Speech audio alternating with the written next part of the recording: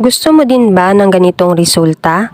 Kung pwede na to sa'yo, tapusin mo ang video para sabay-sabay tayong matuto. Day 8 of building my 6-figure VA life.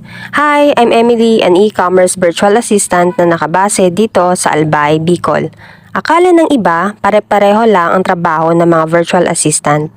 Pero sobrang daming klase ng virtual assistant depende sa skills at niche mo. If you're planning to become a virtual assistant, one of the most important things na kailangan mong gawin is hanapin kung anong niche yung fit para sa'yo. Hindi kasi iisa ang trabaho ng mga virtual assistant.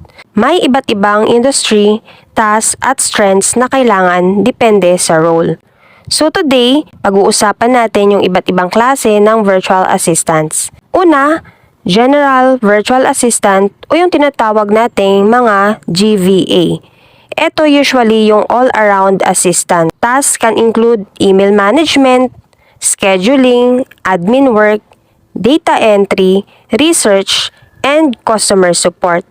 Perfect ito for beginners na gusto muna ma-expose sa iba't ibang tasks. Ang estimated earning, usually around $3 to $8 per hour, depende sa experience, skills, at budget ni client. Pangalawa, e-commerce virtual assistant. Ito yung niche ko ngayon. Ang e-commerce virtual assistant ay tumutulong sa online stores like Shopify, Amazon, eBay, Etsy, Walmart, at iba pa. Ang usual tasks include product listings, customer support, order management, inventory checking, product research, uploading products, and back-end support. Fast-paced, usually yung environment dito dahil sales and operations yung hawak mo. Estimated earning, usually around $4 to $12 per hour.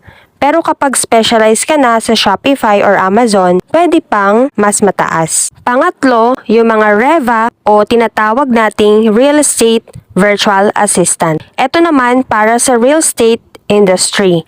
Tasks can include lead generation, appointment setting, CRM management, cold calling, property listings, and admin support for agents or brokers. Maganda ito for people na okay sa communication at organization. Estimated earning, usually around $4 to $10 per hour depende kung admin support or sales focus yung role mo. Pagandahan pa dito, sometimes nagbibigay si clients ng commissions aside sa earnings mo per hour. Pang-apat, social media virtual assistant. Ito yung mga tumutulong sa content posting, captions, engagement, pag-schedule ng posts at minsan pati sa pag-i-edit ng videos.